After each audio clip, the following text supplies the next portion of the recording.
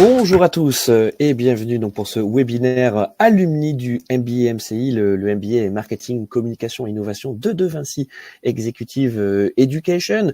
Vous commencez à en avoir l'habitude, c'est notre rendez-vous mensuel. On a chaque mois un alumni ou une alumni qui vient nous partager son parcours et donner aussi quelques conseils à ceux qui souhaiteraient nous rejoindre. Et donc, pour ce nouvel item des webinaires alumni, nous avons le plaisir d'accueillir Jonathan Chan. Merci d'être avec nous, Jonathan. Merci de prendre le temps. Merci à toi. On est ravis de t'avoir avec nous. Tu es donc un diplômé du MBA MCI 2013, donc ça fait déjà un peu plus de 10 ans que tu as quitté la formation. Il s'est passé beaucoup de choses en 10 ans. Mais ce que on va te demander, en tout cas pour commencer ce webinaire, c'est est-ce que tu te souviens justement de ton année de formation au MBA MCI et de quoi tu te souviens? Je pense qu'on s'en souviendra toute sa vie de son année de formation. Parce qu'en fait, surtout moi, parce qu'en fait, je viens d'un milieu d'universitaire, donc finalement arrivé une année en école de commerce, de business au pôle universitaire Léonard de Vinci, et avec des codes qui ont changé, plus de camaraderie, plus de projets d'accélération. Derrière, je trouve que c'est le paradigme qui a changé. Et voilà, je reste relativement en contact avec pas mal de personnes, aussi bien de la promo actuelle, des promos précédentes, mais aussi des promos en cours, notamment par exemple lors du All for Customer, où on a pu plus parler. Donc du coup, être au MBMCI, c'est être marqué à vie par la formation et par son réseau. Ouais, donc Jonathan, tu l'as dit, en fait, tu venais à la base donc d'une première formation universitaire. Si je me trompe pas, ça va avec le digital, ce que tu avais fait en formation initiale. Oui, j'ai fait une maîtrise en économie-gestion, donc du coup, c'est déjà pas mal sur les bases au niveau du droit, de l'économie. Mais c'était plus théorique, mais donc du coup, ça donnait bien une bonne conciliation pour après arriver sur le marketing digital où on était à la fois sur de la stratégie, mais vraiment aller sur des leviers qui est moderne, mais qui restent encore très moderne. Donc ceux qui apprennent à travers le MBMSI vont vraiment rechanger leur modèle et s'adapter aux nouvelles donnes. Alors, est-ce que tu te souviens, Jonathan, pourquoi tu avais fait le MBA et pourquoi tu avais choisi donc justement le MBA MCI? Alors, je sais que ça remonte un petit peu, mais tu vois, est-ce que tu arrives à t'en souvenir? Ah oui, oui. Bon, je vais faire les anecdotes.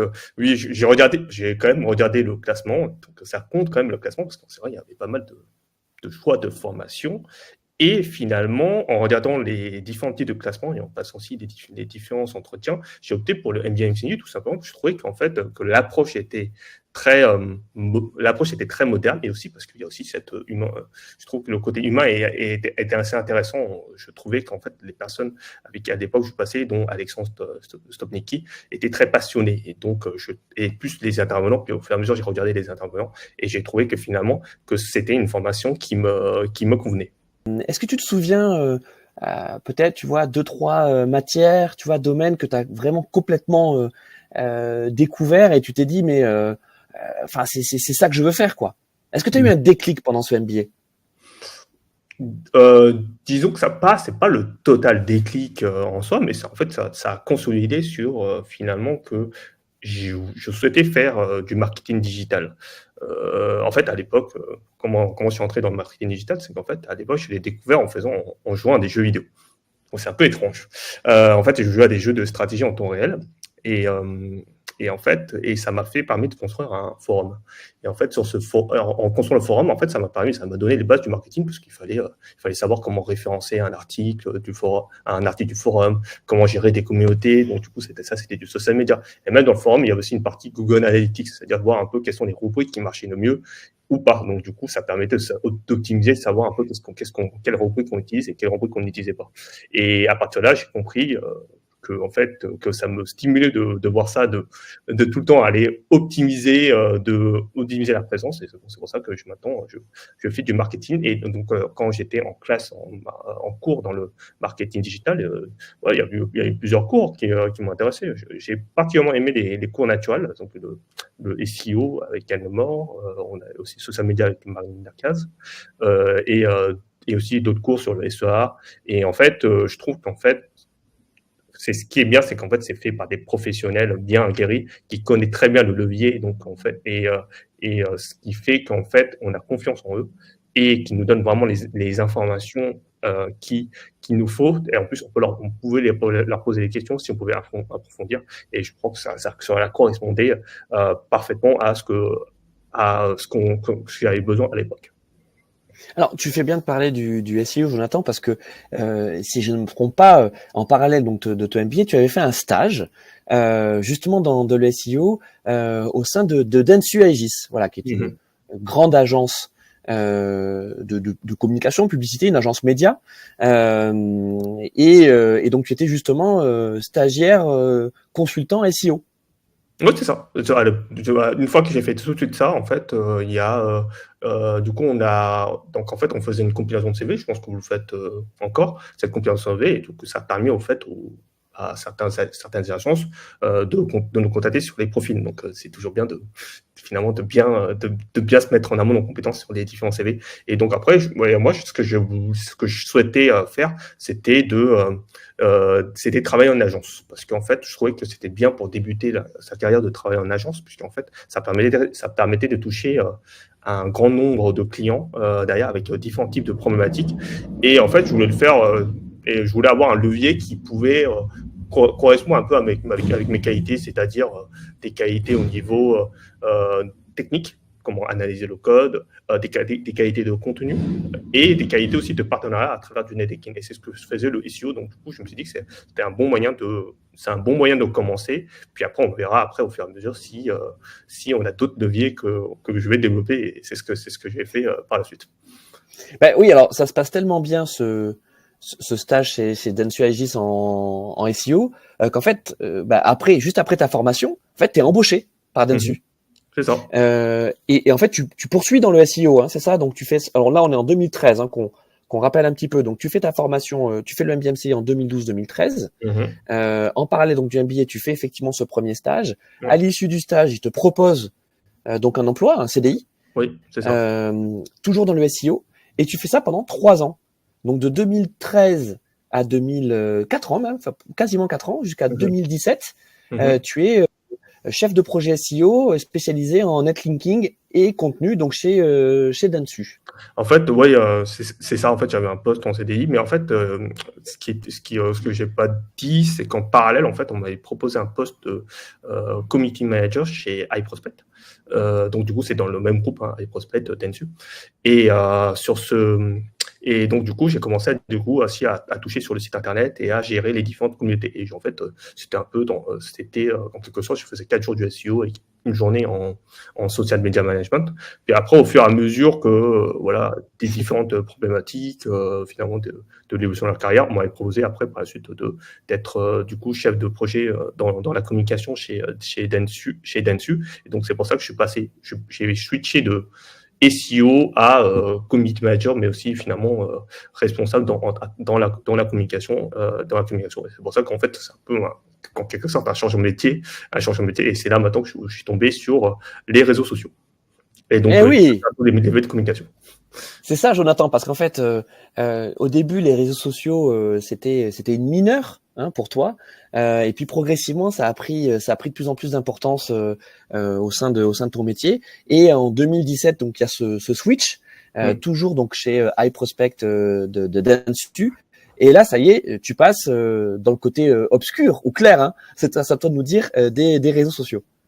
Oui, c'est ça, ouais, réseaux sociaux. Mais là, en fait, c'est comme si je travaillais pour l'annonceur à la fin, puisqu'en fait, je travaille à la fois sur les réseaux sociaux, mais c'était aussi finalement de l'analytics, de la gestion des mails, de la gestion des sites internet, de l'intranet. Donc, on touchait un peu à tout derrière, et après, on demandait aux experts derrière s'il y avait un souci s'il y avait des obligations à faire au niveau du payant. Donc, ça m'a permis d'avoir d'autres perspectives qui est intéressant, mais tout en restant finalement dans les différentes types d'expertise chez Dentsu, donc au niveau finalement avec leurs différents types de leviers, les différents métiers dans la communication, parce que chez Dentsu il n'y avait pas que les leviers du digital, mais on pouvait parler de télé, de radio, d'affichage, de stratégie média. Donc, oui, ça dépend des clients finalement. Oui, ça dépendait des clients. Pour faire, si vous voulez quelque chose de 360, il y avait cette problématique-là.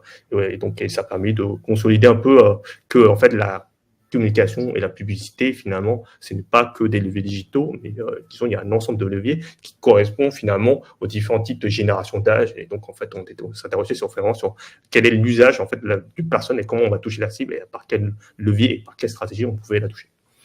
Mais ce qu'on n'a pas encore dit, parce que je pense que dans ceux qui nous regardent, alors soit en direct ou peut-être en replay ensuite sur la chaîne YouTube du MBMCI, c'est que ce qui fait que tu es connu quand même dans le milieu et sur le marché, Jonathan, alors pour ceux qui ne connaissent pas encore Jonathan Chan, créateur de contenu, influenceur B2B, ton handle c'est Chan Perco, hein, notamment. Vous l'avez très certainement aussi vu sur des infographies. Vous avez toutes les belles infographies très claires, très lisibles sur les algorithmes, LinkedIn, etc. Il y a de grandes chances que ça vienne de la part de Jonathan. Et donc, ce qu'on n'a pas dit, c'est qu'en parallèle, tu as développé cette activité de créateur de contenu B2B. Alors, dis-nous tout. À quel moment ça arrive? Est-ce que déjà, en 2013, quand tu fais le MBA, tu as déjà cette ambition de créer du contenu ou ça arrive plus tard? En fait, si, je pense que c'est en partie grâce au MBMC. Donc, je tiens à remercier Alexandre Stopnicki qui nous a dit oui, ça serait bien que vous êtes sur Twitter. Donc, du coup, à l'époque, en fait, j'étais ça. Avant de finalement candidater, j'avais encore un travail, disons un travail où il fallait beaucoup de manuels parce que j'étais encore serveur. Donc, et donc, on m'a dit oui, ce serait bien que tu fasses un peu un compte Twitter. Donc j'ai regardé, j'ai essayé de trouver une stratégie sur Twitter pouvant servir à mon audience, mais en même temps, j'avais pas encore énormément d'expérience. Donc du coup, j'ai commencé à faire sur Twitter, à relayer des articles qui me semblaient pertinents par la suite pour prendre confiance en moi. Puis après, au fur et à mesure, donc cette activité, je l'ai gardée même quand je travaillais. Donc j'ai passé un peu de temps à mon domicile parce que je pense aussi c'est un peu la culture du web de redonner de la connaissance à certaines personnes, à une communauté. Puis après, au fur et à mesure, j'ai développé une certaine audience sur Twitter. Puis après, j'ai développé d'autres audiences maintenant à travers LinkedIn. Et c'est pour ça que tu vois beaucoup d'infographies. Et maintenant, je suis désormais notamment, maintenant, j'essaie de développer une stratégie sur Instagram et sur TikTok. Mais j'ai réussi, d'ailleurs, je crois que je suis un des seuls dans le milieu à bien vivre maintenant du métier de créateur de contenu en B2B. Et donc, en fait, j'ai établi des partenariats avec des marques pour développer la visibilité, mais trouver un contenu qui soit satisfaisant à la fois pour moi, mais aussi pour la marque. Et donc, c'est des infographies, c'est des carousels, mais maintenant, plus récemment, c'est des vidéos. Alors oui, on va effectivement reparler de cette activité de créateur de contenu, mais juste pour, on va dire, redonner de la lisibilité à ton parcours. Donc en fait, tu as travaillé donc chez Dentsu Aegis jusqu'en 2023. Quand même, hein, je veux dire, t'as fait plus de 10 ans chez eux.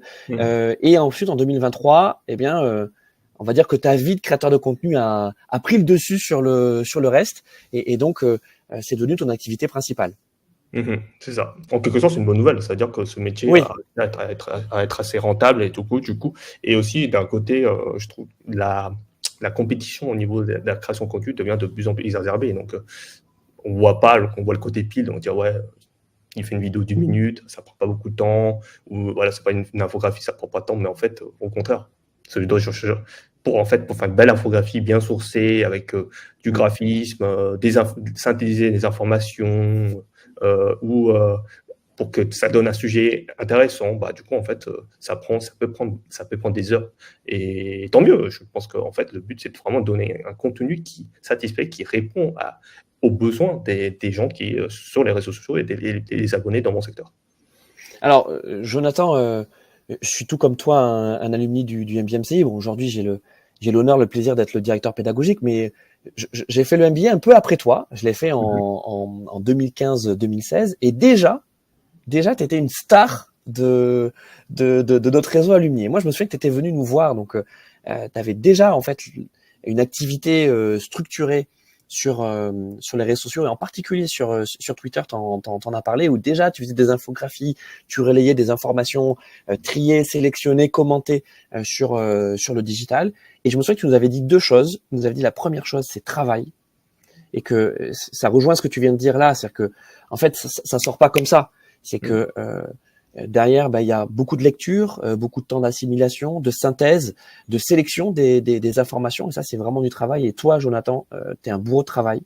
Et ensuite, la deuxième chose, c'est l'organisation. En fait, tu nous as dit, le digital, la clé pour s'en sortir dans le digital, c'est l'organisation. Et ça te rejoint, toi, t'as une approche très scientifique de ton travail.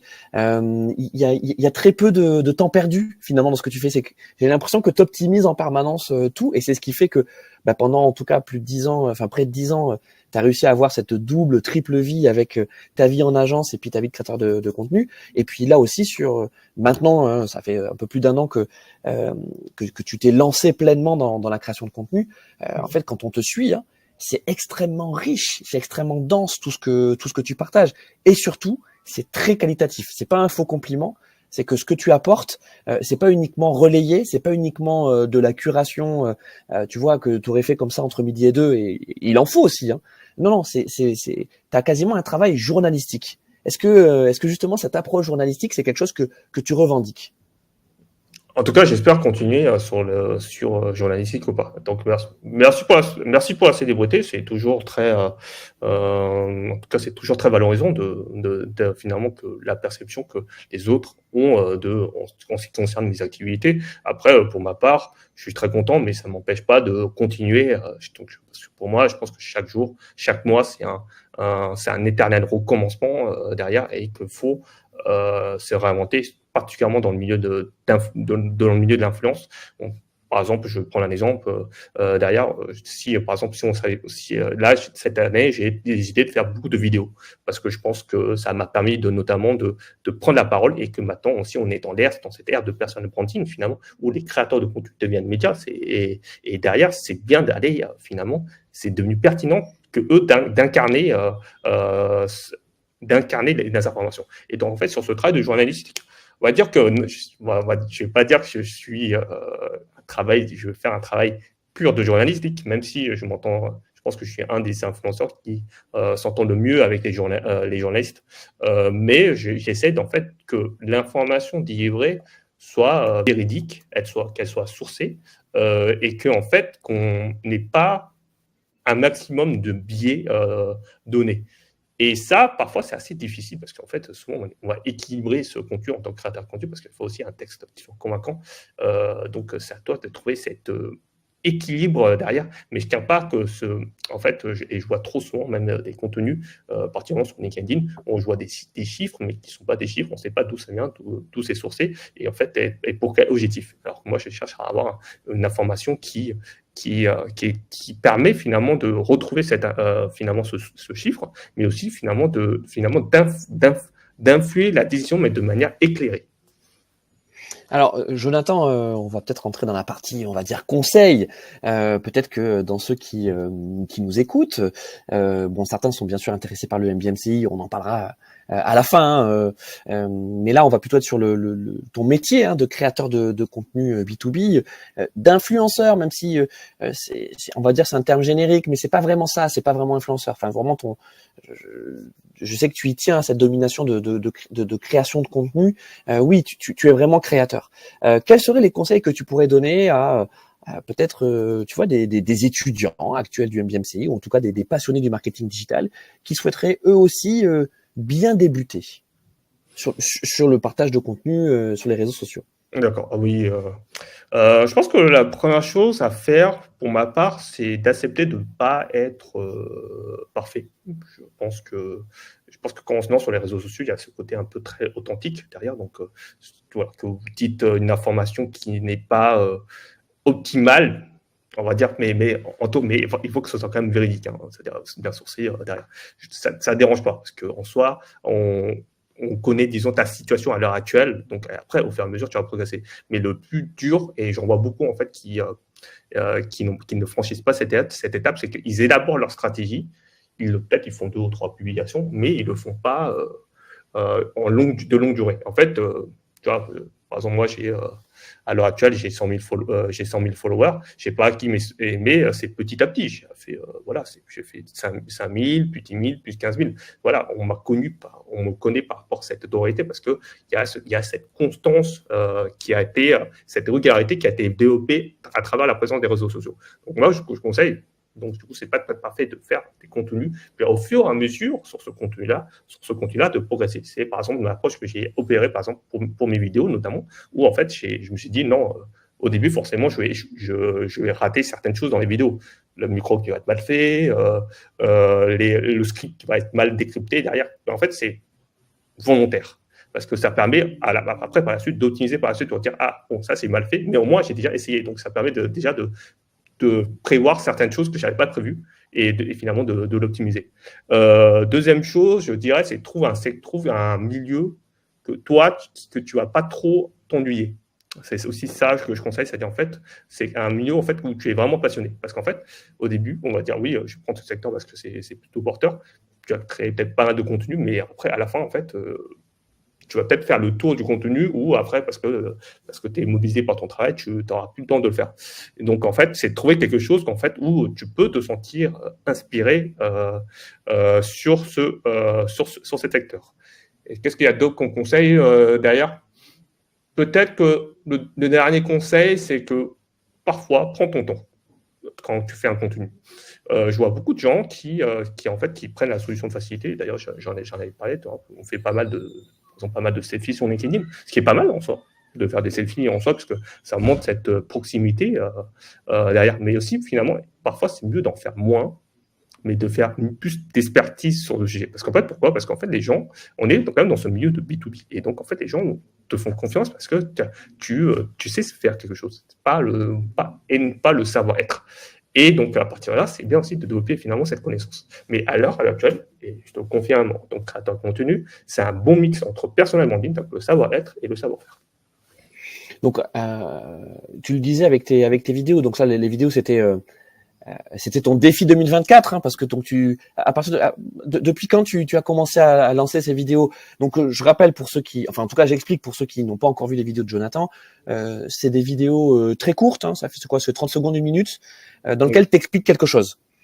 J'explique, c'est aussi des interviews que je réalise. Par exemple, là, on en a réalisé un pour Metricool, et là, je vais en réaliser un là pour aujourd'hui pour Vivatech, notamment. Voilà. Et depuis quand tu fais ces vidéos ? Ça, c'était un peu ta nouvelle frontière. Depuis quand je fais ces vidéos, là, ouais, ça fait presque 6 mois que je fais ces vidéos. Et c'est plutôt bien parce qu'en fait, j'ai eu des retours, parfois des critiques qui sont des constructives, mais j'ai bien aimé parce que je pense qu'il faut prendre en compte des critiques, même quand ils sont, même des fois quand on attaque directement, parce que je pense qu'après ça permet de nous ajuster. Et non, je trouve que les vidéos, ça fait 6 mois et je trouve que c'est un bon format parce que notamment parce qu'il y a les multiplateformes. Du coup, je peux la mettre aussi bien sur Instagram, sur TikTok, sur Twitter, sur Threads, sur LinkedIn et en plus, voilà, ça permet, en fait, depuis que je fais la vidéo, en fait, j'ai remonté un peu qu'on appelle ça le capital de confiance. On me reconnaît beaucoup plus. J'ai remonté cette authenticité. Par exemple, toi, tu me l'as dit sur Madikenoc que tu aimais bien mes vidéos. Donc, on a aussi cette augmentation de préférence qui a été effectuée. Donc, en soi, il y a pas mal de positifs derrière, mais après, il y a encore pas mal de travail à faire. Donc, et c'est pas pourtant que je fais la vidéo que je fais pas aussi d'autres formats. La vidéo, c'est un complément du mix de contenu que je vais proposer. Et comment tu t'organises alors c'est quoi la semaine type de Jonathan Chan ? La semaine type, c'est en fait, on regarde les partenariats qu'on a à l'heure actuelle ou les événements qu'on a. Et en fait, on ajuste, disons, les collaborations commerciales par rapport à ces types de contenus que les personnes veulent créer. On regarde aussi nos calendriers pour savoir si on a s'il y a des événements à faire durant le mois pour voir si on va créer des contenus naturels. Parce qu'en fait, quand on est créateur de contenu, on regarde beaucoup les collaborations commerciales qui génèrent des revenus, mais ce qui génère de la confiance, c'est aussi une grosse partie du contenu naturel. Et je tiens à faire plus de 50% de contenu que je fais, c'est du contenu naturel, c'est du contenu gratuit. Donc, du coup, c'est des contenus que soit parce que je le trouve lors des événements auxquels j'assiste, mais aussi ça peut être très bien des contenus parce que j'ai lu quelque chose. Donc, du coup, il y a un temps consacré aussi au contenu naturel. Et après, maintenant, si je ne cache pas, et ce temps a beaucoup monté, c'est aussi maintenant, je consacre beaucoup de temps à répondre à la communauté. C'est-à-dire, du coup, voilà, si quelqu'un pose une question, j'essaie de répondre de manière précise derrière. Et en fait, ce qui fait le jeu des réseaux sociaux, c'est qu'en fait, tu te sens proche des réseaux, tu te sens proche. Donc, si quelqu'un t'engage régulièrement, j'essaie aussi de lui engager, de s'engager. Qu'est-ce qu'il y a aussi comme hygiène? Ah oui, bien sûr. Et je continue ma veille. Donc, tous les matins. Du coup, je fais une veille sur un outil qui s'appelle Feedly et ça permet de remonter, disons, tous les articles médias qui ont fait l'actualité. Et après, je continue à le documenter sur Twitter. Et voilà. Donc, on s'ennuie pas On trop. s'ennuie pas. Et est-ce que tu automatises également tes posts? Alors, quand je dis automatiser, c'est est-ce que par exemple dans ta semaine, tu vas bloquer une demi-journée, une journée dans laquelle tu vas peut-être écrire, tu vois, tous tes contenus et puis ensuite tu vas les programmer pour qu'ils soient publiés à des heures ou à des moments que tu as identifiés parce que c'est ceux où ta communauté est la plus présente, où là il y a le plus d'interactions. Comment tu fonctionnes? Parce que je disais tout à l'heure que tu es quelqu'un qui optimise. Alors j'imagine que tu as regardé tout ça. En fait, je trouve que je n'automatise pas dans ce sens-là. Disons que ce que je vais faire, c'est que je vais planifier certaines choses. Quand je vois que les contenus vont faire cette semaine, je vais essayer de tout fabriquer pour qu'en fait on soit dans les temps. Est-ce qu'il y a de l'automatisation? Genre, je sais pas, si je publie sur Twitter, ça va sur Threads. C'est en cours. Quand il y a des sujets où on peut faire de l'automatisation, on peut le faire, mais en fait, il y a aussi sur les réseaux sociaux, il y a quand même pas mal d'arbitrage à faire. En fait, l'automatisation, je dis que c'est pas tellement automatique quand le destinataire final est l'humain derrière. Est-ce que, par exemple, la question c'est est-ce que je dois mettre tous mes tweets et les transformer en post LinkedIn? Je pense pas. Je suis pas certain. Je trouve que parce que c'est trop et que c'est pas assez personnalisé derrière, mais c'est plutôt trouver les moyens d'adapter finalement ce type de contenu par rapport aux différentes exigences de plateforme derrière. Par exemple, du coup, sur LinkedIn, on aime lire plus longuement, donc du coup, c'est mieux de faire des carousels ou derrière, alors que sur Twitter, on fait du format plus court, donc c'est mieux de faire de l'actualité. Et par contre, par exemple, sur Instagram, on est plutôt dans un format qui est très émotionnel, très inspirant derrière, donc c'est mieux de faire des vidéos ou par exemple, des stories où tu racontes ton quotidien. Donc en fait, la question, c'est plutôt comment arbitrer de manière intelligente. Et aussi, j'aime aussi cette question de automatisation. En fait, je l'avais fait il y a des années que je trouvais pas si mal parce qu'à l'époque, en fait, il y avait beaucoup de parts de marché qu'on pouvait prendre. Et là, en fait, on est plus retourné à une tendance où en fait, c'est plus trop l'automatisation, c'est plus de l'arbitrage. Comment tu arrives à faire vraiment un contenu qui résonne auprès de ton audience sur ces noms des différentes communautés. Et donc, en fait, c'est mieux de se focaliser sur quelques réseaux sociaux, mais que tu le fais très bien, si tu fais faire du blog, newsletter, que tu le fais très bien, que se disperser partout et finalement faire caler partout. Ouais. Ouais. Et tout à l'heure, Jonathan, tu nous parlais de Thread, donc le réseau social lancé l'an dernier par Meta, on va dire le Twitter-like de Meta. Quel retour tu peux nous faire sur Thread, sachant que tu es devenu là aussi un pilier de la communauté digitale sur Thread? J'essaie encore des choses sur le sujet. Alors, ce que j'ai aimé, c'est que déjà, qu'on a le côté un peu le réseau social d'antan, c'est-à-dire du coup, en fait, on peut parler comme on l'entend, et c'est vrai que on perd un peu cette entente. Dès qu'en fait les réseaux sociaux commencent à générer pas mal d'attention, des revenus, on perd finalement cette authenticité parce qu'on cherche d'abord à afficher son paraître derrière. Naturellement, par exemple, sur LinkedIn, on cherche par exemple à montrer par exemple sa réussite. C'est pour ça, par exemple, qu'on a notamment beaucoup de personnes qui disent qu'ils gagnent plus de 10 000 euros par mois, notamment sur dessus. Et par exemple, sur Instagram, on essaie de montrer le plus beau possible. Alors peut-être derrière, c'est pas si esthétique. Là, c'est vrai, sur Thread, pour l'instant, chacun parle un peu comment il veut de manière un peu libre, et aussi on a aussi ce qui est assez intéressant, c'est que c'est encore hyper viral. Voilà, par exemple, il y a quelques mois, en fait, on sait qu'un thread qui a été fait, notamment, ça faisait des dizaines de milliers d'impressions, alors que maintenant, on rêverait de faire ça, ce score sur X ou Twitter. Et enfin, on a aussi la parole sur la conversation. C'est vrai que dès qu'il y a beaucoup d'engagement derrière sur les réseaux sociaux, voilà, on cherche à performer. Là, c'est vrai que là, sur Threads, comme il n'y a pas encore beaucoup de marques qui sont présentes, en fait, les gens parlent, discutent de manière conviviale, comme dans un café, et que finalement, aussi, c'est aussi ce côté social sur les réseaux sociaux qui fonctionne. Et ça permet aussi de montrer sur Threads qui sont les plus doués en fait, en matière communautaire avant de faire du marketing. Donc tu recommandes à ceux qui nous regardent de venir sur Threads et peut-être de s'abonner à ton compte sur Threads. Je pense que si vous avez un réseau social avec qui vous voulez pas tellement prendre la tête derrière et tester des nouveaux formats, je pense que Threads peut être adéquat pour vous. Je pense qu'il y a encore beaucoup d'opportunités en fait. Et en fait, souvent, il y a beaucoup de gens qui sont sur Threads pour ça aussi, c'est qu'ils profitent un peu de cette, comment on appelle ça, le phénomène de early adopter. C'est-à-dire, en fait, c'était des datos, forcément, il n'y a pas beaucoup de comptes à recommander, donc on va forcément de recommander plus rapidement qu'avant. Et donc, oui, je pense que c'est bien. Les prévisions, il faut toujours regarder aussi les projections des experts ou les projections des analyses. Et pour l'instant, les projections semblent, même si il y a beaucoup de hype à ce sujet-là, les projections semblent très bonnes au niveau 13, parce qu'il y a beaucoup, je vois par exemple Ron Fishkin qui dit qu'un spécialiste de marketing, il dit que 13 va peut-être emmener Twitter. Donc il y a quand même il y a pas mal de choses qui semblent bénéfiques à ce sujet-là. Alors, j'ai une autre breaking news à vous livrer, c'est que le MBMCI est présent sur Threads depuis peu. Voilà, donc vous pouvez aller suivre le MBMCI sur Threads. Jonathan, pour revenir donc effectivement sur le MBMCI, même si ça fait, on l'a dit, un peu plus de 10 ans maintenant que tu as fait la formation, pourquoi tu la recommanderais aujourd'hui à un candidate qui s'interrogerait, qui se dit tiens, peut-être que en octobre prochain, parce que notre prochaine rentrée est en octobre, ou peut-être en février, puisqu'on a une deuxième rentrée en février, je rejoindrai le MBMCI. Qu'est-ce que tu pourrais donner comme conseil?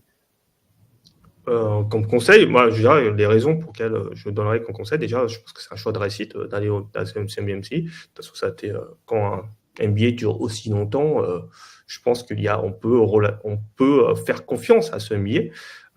Les conseils aussi, c'est que moi, je prends le MBA comme une grosse étape de ta carrière professionnelle. Mais c'est qu'une étape. Tu dois continuer, même après le MBA, qui va te donner un tremplin finalement à ta carrière, c'est de continuer de rester en veille, à rester dans le secteur. Donc, du coup, le premier conseil que je vous donne, c'est finalement rester curieux, même si je sais que c'est forcément un peu difficile quand on a un travail sur le sujet. Mais en fait, c'est comme ça, c'est en restant curieux, en restant ouvert aux autres, finalement, que vous allez continuer à progresser et finalement continuer à avancer dans votre carrière. Deuxième chose, je pense qu'un conseil que je vous recommande, c'est aussi la force du MBMCI, c'est le networking. On sait qu'il y a une grande base d'alumni qui régulièrement fait des événements. Donc, je vous recommande d'ailleurs l'événement qui aura lieu mercredi avec Fred Cavazza. Et donc, en fait, je pense que on vous recommande, il y a déjà des tiers de compétences en networking, ce qui fait que c'est un des MBA qui permet en fait d'être dans des métiers. Si tu souhaites évoluer, on va clairement te recommander. C'est pour ça que je voyais régulièrement des MBMCI dans de nombreux événements, parce que finalement on est resté passionné et donc du coup on continue à faire ce type d'événement. Et finalement, en ayant cet état d'esprit de toujours continuer avec un bon bagage, vous allez, il n'y a aucune raison pour que vous ne réussissiez pas. Qu'est-ce que tu vois, toi, Jonathan, dans les tendances actuelles du marché? Alors, bien sûr, il y a, on va dire, l'IA qui est à toutes les sauces. On nous met de l'IA absolument partout. Mais au-delà de l'IA, qu'est-ce que tu vois comme tendance structurelle sur le marché et qui peut-être aussi pourrait aiguiller les futurs étudiants du MBMCI qui seraient peut-être en reconversion ou qui chercheraient à s'orienter vers des secteurs porteurs? Qu'est-ce que tu pourrais leur dire?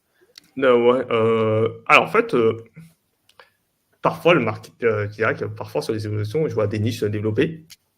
Il y a l'intelligence artificielle, le copywriting, le co-hacking, et d'autres qui peuvent un peu se stagner parce qu'en fait, au fur et à mesure des secteurs, par exemple, je considère que le SEO, ça commence un peu à stagner parce qu'en fait, il y a quand même des grosses interrogations à travers le SEO qui sont effectuées.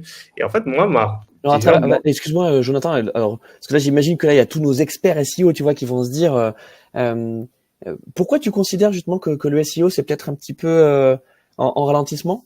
parce qu'en fait, la box SEO qui risque de sortir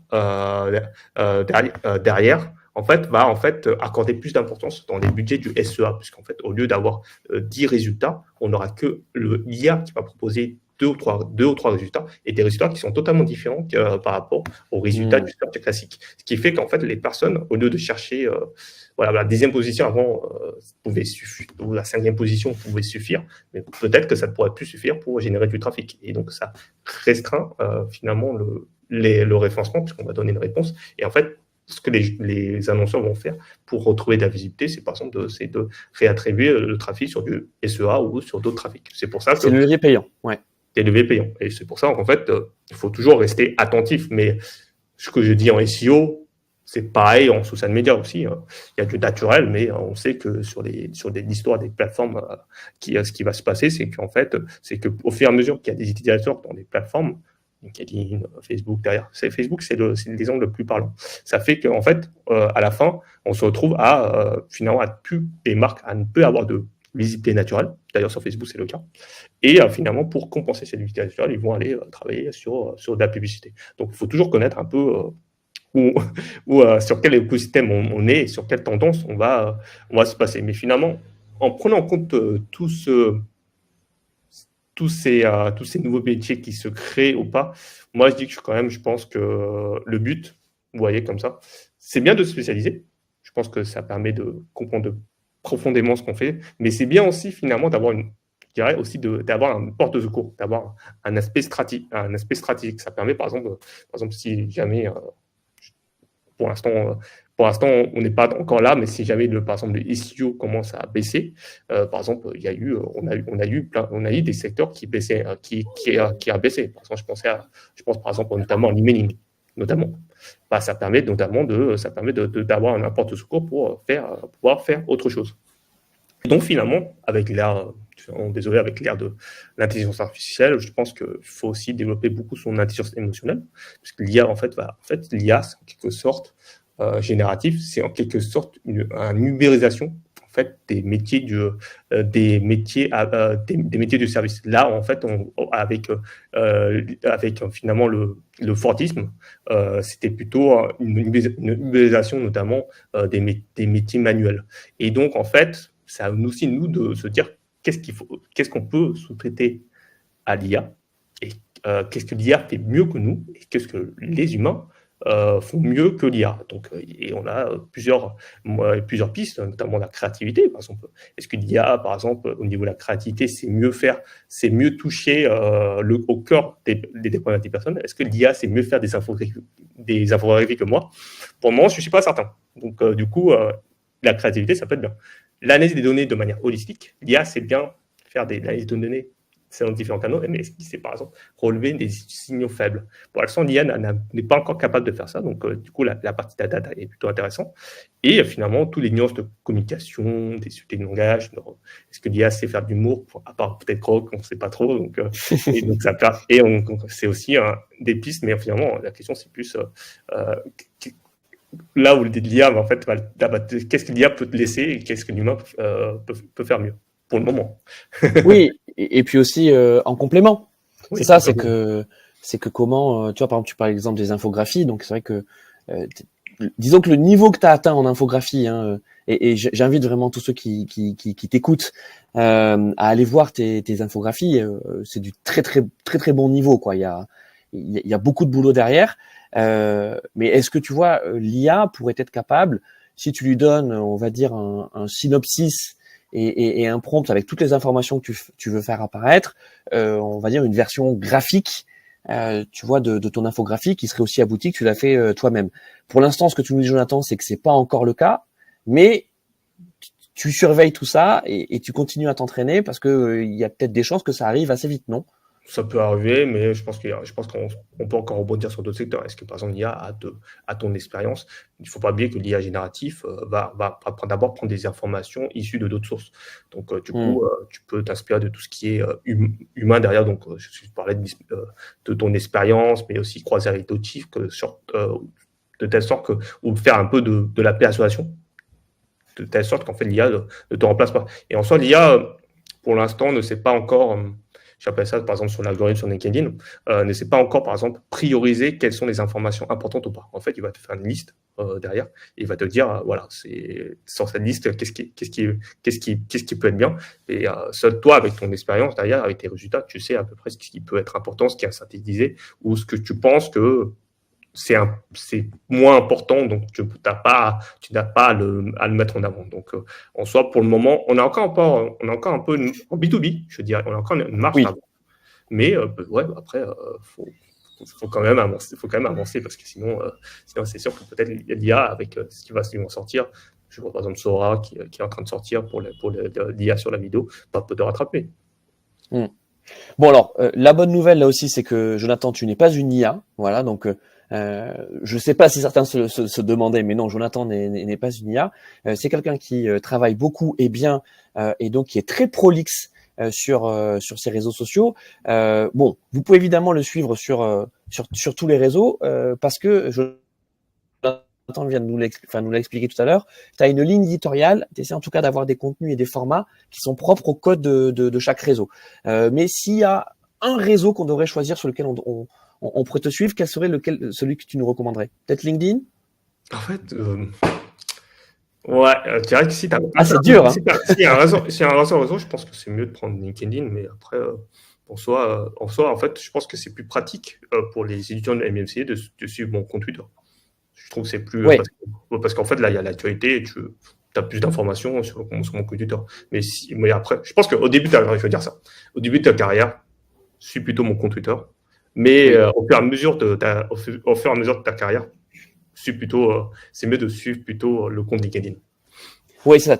En tout cas, il y a plus d'infos, tu partages plus de veille et d'insights sur Twitter que sur LinkedIn. Mais si tu dois avoir, on va dire, la synthèse, c'est plutôt LinkedIn, c'est ça? C'est plutôt la LinkedIn. Synthèse de Nathan Chan. Ok. Ouais, c'est sûr. C'est plutôt LinkedIn parce qu'il y a là, en fait, tu as à la fois un contenu, disons, top du funnel, c'est-à-dire du coup, tout le monde peut comprendre, mais aussi finalement plus d'approfondissement sur LinkedIn, chose qu'on peut pas faire sur Twitter, et tu peux aussi directement avoir mon avis sur le sujet. Bon, merci beaucoup, Jonathan. Tu nous as parlé tout à l'heure de Vivatech, donc comme chaque année, évidemment, tu y es. Imaginons qu'on a envie de prendre rendez-vous avec toi. On a envie de te voir à Vivatech. Alors, sachant qu'il est très sollicité, Jonathan. Comment on fait? Comment on fait ça?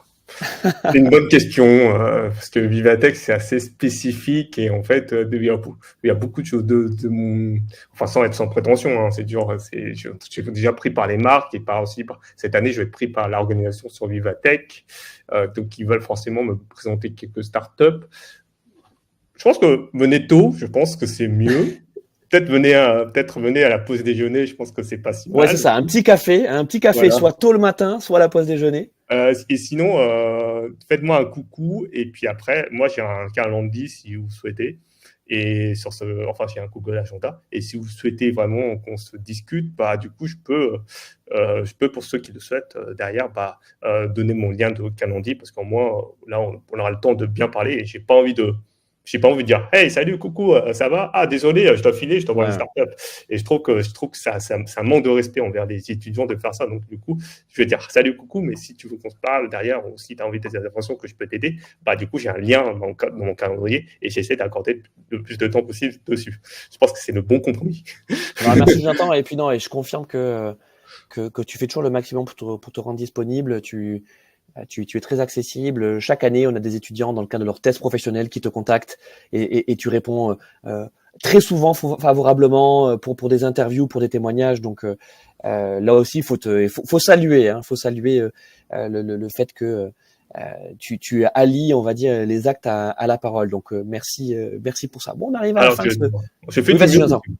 Enfin, Oui, tu fais du mieux possible. je fais du mieux possible, même si je prends du temps, mais après, je pense que le MBA m'a donné, et moi, j'aime bien de redonner ce qu'on m'a donné, et je trouve que, voilà, et donc, c'est pas que financier, c'est aussi humain, et je pense que c'est le bon mot de la fin.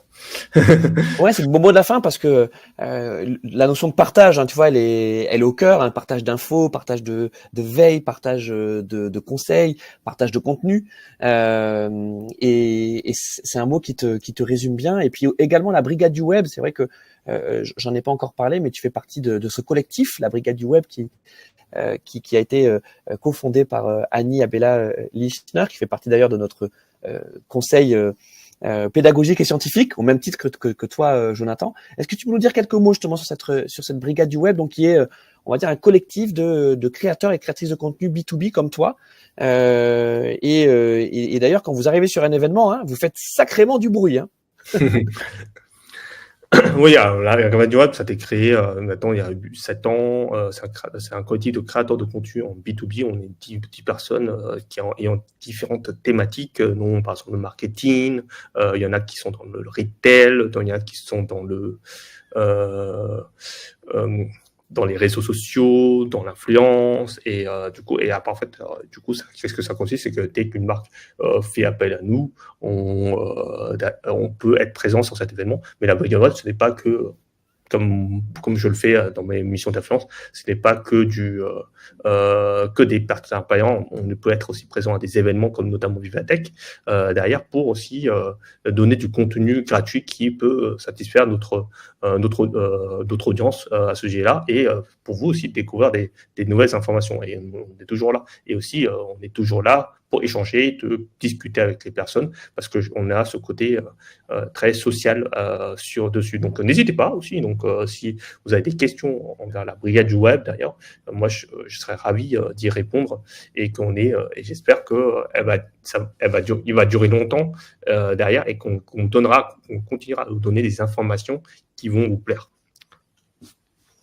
Bah écoute, encore une fois, merci Jonathan d'avoir pris ce moment pour partager. Ouais, c'était le mot-clé de ce webinaire Alumni avec toi. Si vous souhaitez contacter, enfin déjà suivre Jonathan, il est présent sur donc ex Twitter, sur LinkedIn, sur Instagram, sur Threads, sur TikTok. Ouais, TikTok, c'est bien. Exactement, TikTok. Facebook. Si vous voulez. Facebook, non, mais t'es toujours sur Facebook aussi. Ouais, ça va. C'est vrai. Ouais. Et en général, tu réponds, donc n'hésitez pas à le contacter, mais contactez-le avec un objectif.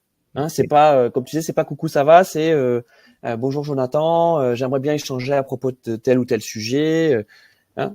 Après, non, c'est bien de venir avec une question, et comme ça, j'essaie de répondre à cette question. Après, je vais pas. Ça serait une insulte de dire que je suis inaccessible. Non, tu ne l'es pas, vraiment. Mon objectif, c'est quand même d'être le plus accessible aux différentes personnes derrière, et que s'ils ont un problème, on peut. Enfin, s'ils ont une question, c'est d'y répondre.